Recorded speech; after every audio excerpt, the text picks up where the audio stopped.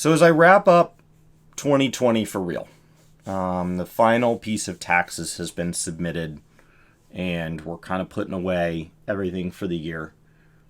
Naturally, that is later in the year than usual, but that's kind of par for the course for everybody's last 2 years. I wanted to have a chance to look down and talk about my first 6 months in content creation. I've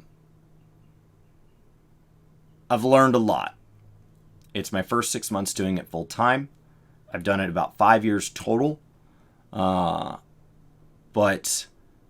the last 6 months has taught me a lot about myself. It's taught me a lot about the work of this. I've done forms of self-employment and contract employment in the past, but this is by far the biggest bet on myself that I've taken, and it is not without support. While Brian is not full-time, and so there's aspects of this where I feel very separate from him and very alone for the first time in content creation, he's offered an immense amount of support on the back end to help make sure that anytime I ask for something, it gets done. My wife has been supportive probably beyond what she feels she signed up for. It is not that there's no support. The community as a whole was there pretty much from day one. The work to game community. And it has grown rapidly. But there's something that feels different. There's something that, because so much of it's my production schedule because I say it is. And Gaming Kinda is very much, it's just a vlog. It's just a place I hit publish. It's a place where I put all the things out that can't necessarily be handled just with stream and can't necessarily be handled on Work to Game, because those are collaborative ventures with Brian and we have visions for what those are going to be. And Gaming Kinda doesn't have an editorial standard. It doesn't have a production schedule. It doesn't have a plan. And there's something nice about being able to let things that I want to exist but don't fit within a plan have a place, and they can just be kind of shot off to just do whatever Gaming Kinda does. It's really low stakes. But even when I look at stream, where Brian's schedule has not allowed him, he's not full time, and so it's not allowed him to predictably and reliably be available week in and week out. And so at the end of the day, I have to make a schedule and a production quality that I can maintain without him. I need to be able to go live and handle the entire 6-hour stream and end on time. And I need to be able to do that without him. And that's very different than how we've done things in the past, where, yeah, maybe one of us is handling a video or something like that, but ultimately the other person is always there. This feels like a whole lot more on my own. And there's an aspect of that feels really selfish, because everything I'm doing is to benefit Chris Incorporated, because this is my sole living. And so I've learned a lot about making hay while the sun shines. I don't want to make content because that's what pays the bills. And the way to avoid that, when I look at the last 6 months, and what, I can continue to improve at, besides just content formats that I'm bad at. I'm not very good at making guides. I think Brian's a lot better than me. I'm not very good at making reaction content. It's not something that we really built up a big backlog of practice with. There's a lot of type of content I'm just not good at, and I could definitely improve just from like the actual mechanical skill of the content type. I could get better at that. But from a production standpoint, I'm working regularly 10 to 14 hour days. I'm working on weekends regularly, whether I plan to or not. And it's not all getting done. And what I'm learning, if I want to make my best content, and I don't want to feel like I have to somehow turn it on for the money, which there's going to be times you have to do, right? Like patch day, you got to be there. You got to put your personal life aside, and you got to be there. You got to be present. And that's true of any job. it comes from a place of sincerity. That insincerity comes from a place of sincerity. It's, I care about this more than the way I'm feeling right now, and I need this to be good because I felt positive in the past and I'll feel positive again, and so I need to set this to the side and process it at a time that is not the present. But that can't be a sustained pace. And so when you look at, let's say Gaming Kinda did have a plan. We're going to publish 7 times a week, and that's going to be the long time plan. Logically, you'd say, okay, then I just need to make 1.2 posts a day. And so we'll just make 1 post a day. I film with Brian on Monday, Wednesday, Friday, so we'll film an extra post on Tuesday, Thursday, and that'll be it, and it'll be done. That doesn't actually allow me to put my best foot forward. It doesn't allow me to be me on camera. I'm not a very good writer. I'm not a very good reader. And so as a result, scripted content requires an immense amount of work from me. And so when you look at kind of the dollars per hour, it doesn't play to my strengths. I put a lot of work in that doesn't necessarily show when you compare it to another creator who puts out scripted content, and those are their strengths. And so, and we're paid the same. The ad revenue is paid out the same. They don't go, well, Chris worked hard on this one. No, that doesn't matter. And so you need to play to your strengths if you want to grow a business. You need to not be fighting uphill on all areas. You just can't. And verbally communicating, especially one-on-one, is what I do. I feel better. It's not the same in Zoom. It's definitely not the same when I only see chat. But those are things I'm working to kind of shore the gap up. And, I misread tone sometimes, and it's hard. Like I said, I'm not a good reader. Being in person is where I'm much more comfortable. That's not the career I've signed up for here. And so I think I've learned, you've got to film till you're tired and stop the moment you're tired every single day. If you get to the end of the day on Monday and you feel up to it, you've got to hit record, because you don't know what the rest of the week will bring. And the production schedule, should I start committing to one full time again, will be there regardless. And you need to be there, and you need to be on. And the best way to not get to a point where I ever feel like I need to manufacture it, and I haven't so far, is to make sure I'm taking better advantage of the times. I don't feel like I've had to manufacture it, but I do feel like I've had posts that are weaker. I do feel like I have posts that are not necessarily the best of me, and I want to have more of the best of me be on camera. And I don't want to learn how to fake that best. I just want to capture more of it. And the best way to do that is to hit film when I feel like it, to hit film when I feel up to it. And if I feel like filming 3, don't stop at 2, because that's plenty. Film 3. That way, if there's a day later in the week that you don't feel up to it, you can do all this back of house stuff, because it's not all getting done. There are things I regularly want to get done in a week that just aren't. They're just not getting done. So I think that's the bigger lesson that I've learned. It's by far the most kind of self-serving career I've had so far. I do it because I want to, as opposed to, I've had cool jobs. I've been really lucky that I've had several, and that I've had many jobs that have felt rewarding to me. I've gotten something out of every job I've had. And the 2 more recent career choices is I've worked in and around the real estate industry, and I felt like I was really positively impacting people's lives, and I felt like I was really good at it. And so I got something out of it, and I grew, and I learned new skill sets, but I also felt like I got to positively impact people's lives. And before that, I worked in medical devices, and I feel like I got to be around a lot of people who are probably going to be some of the smartest people I'm ever around in my whole life, doing a lot of really cool stuff to impact people's lives. And that taught me a lot and was really meaningful. And so this is meaningful. It's just in a different way. But the difference is this feels really self-serving.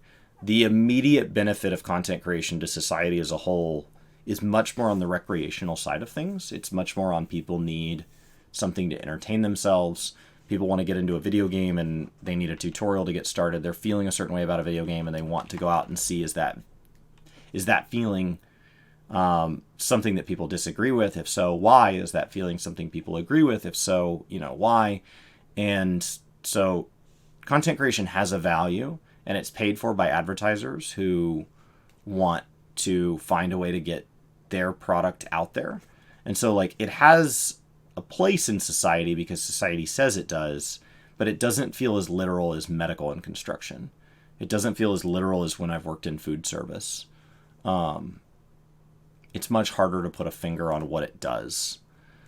I will say by going full time, the biggest differences are that I get to cover a lot broader stuff. I'm getting to more parts of a game than I've ever gotten to before, and I'm not giving up the areas I would have gotten to on my own. And that's only taking me a couple days a week for Final Fantasy, which is my primary game. And that's allowing me to let Guild Wars slide in and become really meaningful to me. It's allowing me to try out other games. I'm trying out PSO2 New Genesis. It's allowing me to play WoW, and like I hope WoW enters a stronger state and I can make it a bigger part of my content.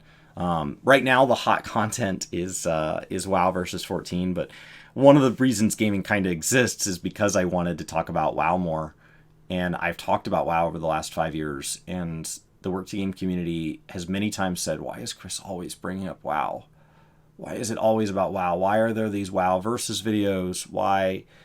And so I try to the best of my ability to be conscious of that on Work to Game. It doesn't mean it doesn't come up, especially right now where it is kind of the topic that people want to talk about. But like, that's a sudden trend in an area that I've been doing for 5 years. I've been doing since I started playing 14. I came from WoW, and I naturally compare things.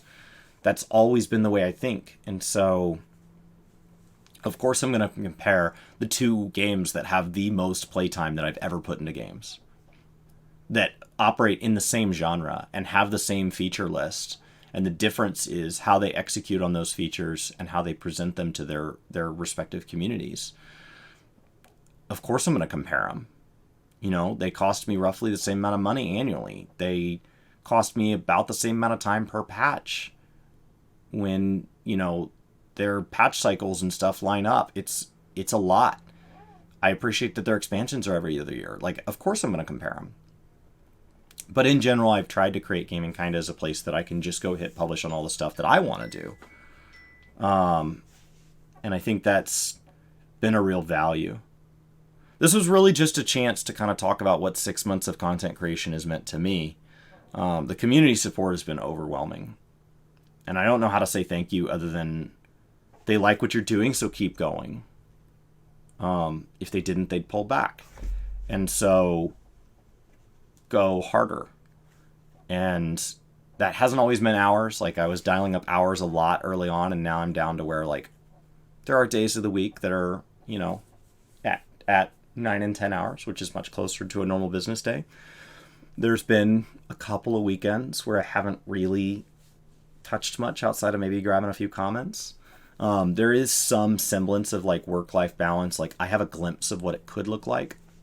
I'm not there, but like I understand what it could look like and how to get there. But I'm really appreciative of the people in the community and the people here physically in the world that have helped me.